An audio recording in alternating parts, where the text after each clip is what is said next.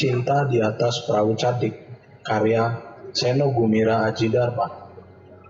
Bersama dengan datangnya pagi, maka air laut di tepi pantai itu segera menjadi hijau.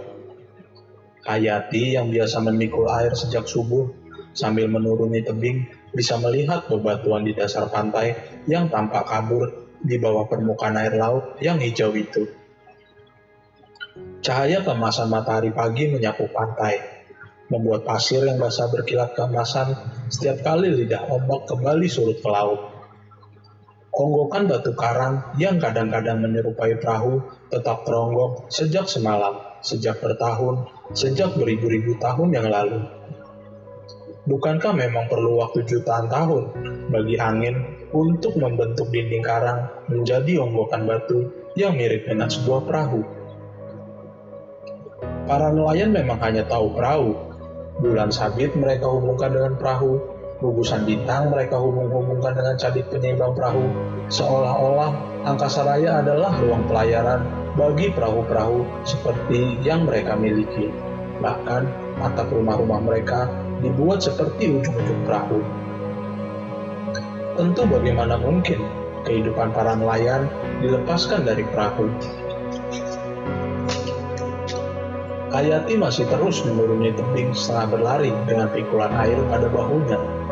Kakinya yang telanjang, bagaikan mempunyai alat pelekat, melangkah di atas batu-batu hitam berlumut tanpa pernah terpleset sama sekali, sekaligus bagaikan terlapis karet atau plastik ala sepatu karena seolah tidak berasa sedikit pun juga ketika menapak di atas batu-batu karang yang tajam tiada berperi. "Sukap, tunggu aku." Di pantai, tiba-tiba terdengar derum suara mesin. "Cepatlah," ujar lelaki bernama Sukap itu. Ternyata Hayati tidak langsung menuju ke perahu bermesin tempel tersebut, melainkan berlari dengan pikulan air yang berat di bahunya itu. Hayati berlari begitu cepat, seolah-olah beban di bahunya tiada mempunyai arti sama sekali. Ia meletakkannya begitu saja di samping gubuknya, lantas berlari kembali ke arah perahu Sukap. "Hayati, mau kemana?" Seorang nenek tua muncul di pintu gubuk. Terlihat Hayati mengangkat kainnya dan berlari cepat sekali. Lidah-lidah ombak berkecipak dalam laju lari Hayati. Wajahnya begitu cerah menembus angin yang selalu ribut, yang selalu memberi kesan betapa sesuatu sedang terjadi. Seekor anjing bangkit dari lamunannya yang panjang, lantas melangkah ringan sepanjang pantai yang pada pagi itu baru memperlihatkan jejak-jejak kaki Sukap dan Hayati. Perahu Sukap melaju ke tengah laut. Seorang lelaki muncul dari dalam gubuk. "Kemana Hayati, Mak?" Nenek tua itu menoleh dengan kesal. "Pergi bersama Sukap tentunya.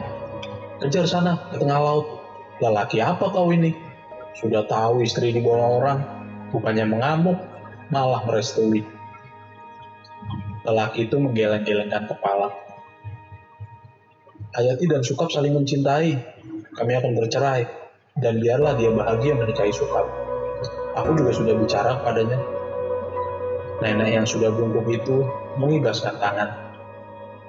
Dulah, suami lain sudah mencabut badik dan mengeluarkan usus Sukap jahanam itu."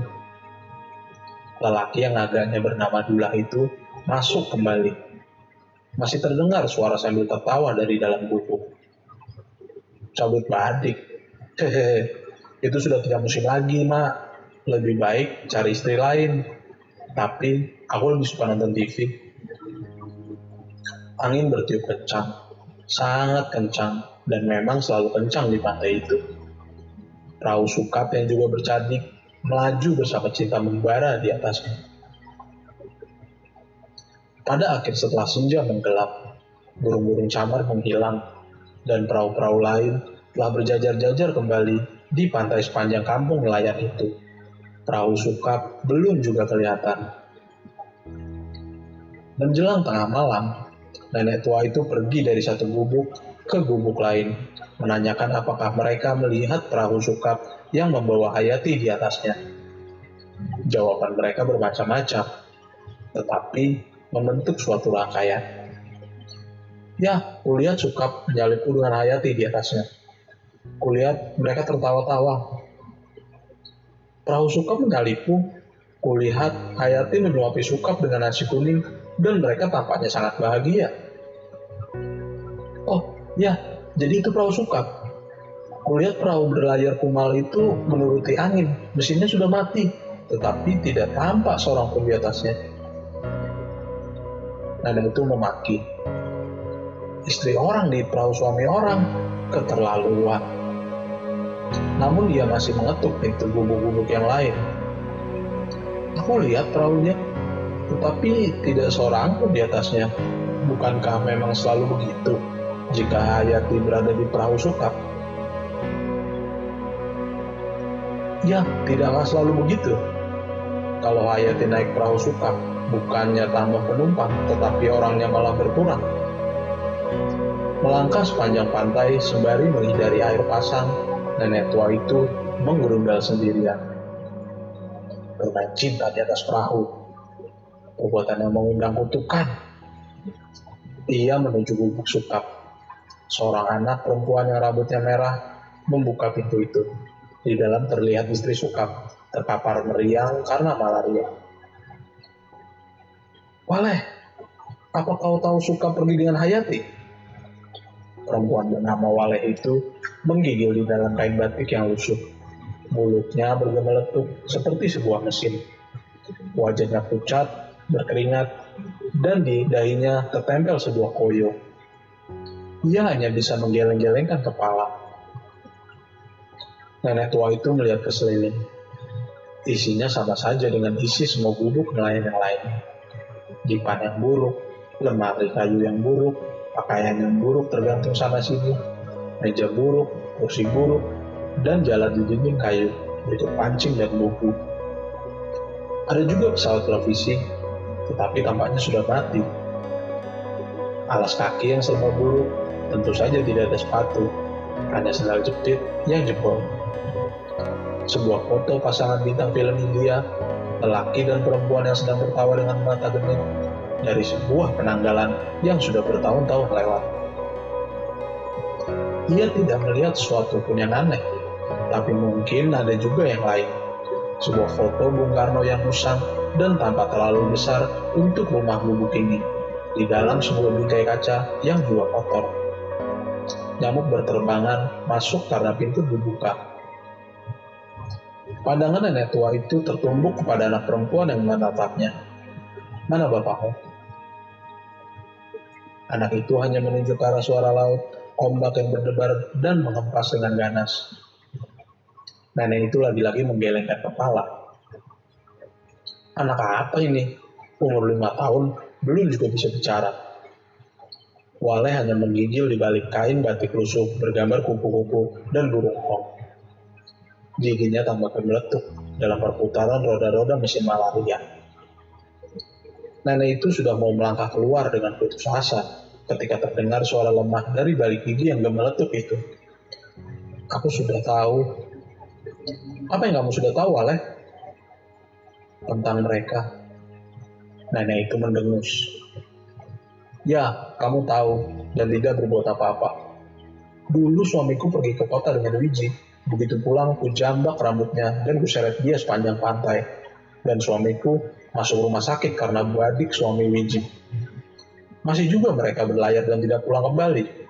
Semua orang yang melaut bilang tidak melihat sesuatu pun di atas perahu ketika melewati mereka. Tapi ada yang hanya melihat perempuan jalan itu tidak memakai apa-apa, meski suamiku tidak kelihatan di bawahnya. Mengerti kamu? Waleh yang menggigil hanya memandangnya, seperti sudah tidak sanggup berpikir lagi. Aku hanya mau bukti bahwa menantuku mati karena pergi dengan lelaki bukan suaminya dan bermain cinta di atas perahu. Alam tidak akan pernah keliru, hanya para pendosa akan menjadi korban kutukannya. Tapi kamu rugi belum menghukum sejalan Hayati. Mendengar ucapan itu, Waleh tampak berusaha keras melawan malarianya agar bisa berbicara. Aku memang hanya orang kampung, Ibu. Tetapi aku tidak mau menjadi orang kampungan yang mengumbar amarah menggebu-gebu. Kudoakan suamiku pulang dengan selamat, dan jika dia bahagia bersama Hayati melalui perceraian, agama kita telah memberi jalan agar mereka bisa dikukuhkan. Waleh yang seperti telah mengeluarkan segenap daya hidupnya untuk mengeluarkan kata-kata seperti itu, langsung menggigil dan mulutnya bergemeletukan kembali. Matanya terpejam, tak dibuka-bukanya lagi. Nenek tua itu terdiam. Hari pertama, kedua, dan ketiga, setelah perahu Sukap tidak juga kembali, orang-orang di kampung nelayan itu masih membayangkan bahwa jika bukan perahu Sukap muncul kembali cakrawala, maka tentu mayat Sukap atau Hayati akan tiba-tiba menggelinding dilemparkan ombak ke pantai. Namun karena tidak satu pun dari ketiganya muncul kembali, mereka percaya perahu Sukap terseret ombak di seberang benua. Namun karena tidak satu pun dari ketiganya muncul kembali, mereka percaya perahu Sukap terseret ombak ke seberang benua. Hal itu selalu mungkin dan sangat mungkin karena memang sering terjadi. Mereka bisa terseret ombak ke sebuah negeri lain dan kembali dengan pesawat terbang atau memang hilang selama-lamanya tanpa kejelasan lagi. Aku orang terakhir yang melihat Sukap dan Hayati di kejauhan. Perahu mereka jauh, melewati batas pencarian ikan kita, kata seseorang. Sukap penombak ikan paling ahli di kampung ini. Sejak dulu ia selalu berlayar sendiri. Mana mau yang mencari ikan bersama kita? Saut yang lain. Apalagi jika di perahunya ada Hayati. Apakah mereka bercinta di atas perahu? Saat kulihat tentu tidak. Banyak lumba-lumba melompat di samping perahu mereka. Segalanya mungkin terjadi. Juga mereka percaya bahwa mungkin juga Sukap dan Hayati telah bermain cinta di atas perahu dan seharusnya tahu pasti apa yang akan mereka alami. Di pantai kadang-kadang tampak Waleh menggandeng anak perempuannya yang bisu, menyusuri pantulan senja yang menguasai langit pada pasir basah. Kadang-kadang pula tampak Dullah yang menyusuri pantai saat para nelayan kembali. Mereka seperti masih berharap dan menanti, siapa tahu perahu cadik yang berisi Sukap dan Hayati itu kembali. Namun setelah hari keempat, tidak seorang pun dari para nelayan di kampung itu mengharapkan Sukap dan Hayati akan kembali. Kukira mereka tidak akan kembali. Mungkin bukan mati, tetapi kawin lari ke sebuah pulau entah di mana. Kalian tahu seperti apa orang yang dimabuk cinta?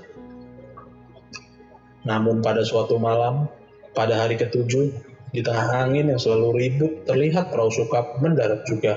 Hayati melompat turun, begitu lunas perahu, menggeser bibir pantai, dan mendorong perahu itu sendirian ke atas pasir sebelum membuang jangkar kecilnya. Sukap tampak lemas di atas perahu. Di tubuh perahu itu terikat seekor ikan besar yang lebih besar dari perahu mereka, yang tentu saja sudah mati dan bau amisnya menyengat sekali. Tombak ikan bertali milik Sukap tampak menancap di punggungnya yang berdarah. Tentu ikan besar ini yang telah menyeret mereka berdua selama ini setelah bahan bakar untuk mesinnya habis.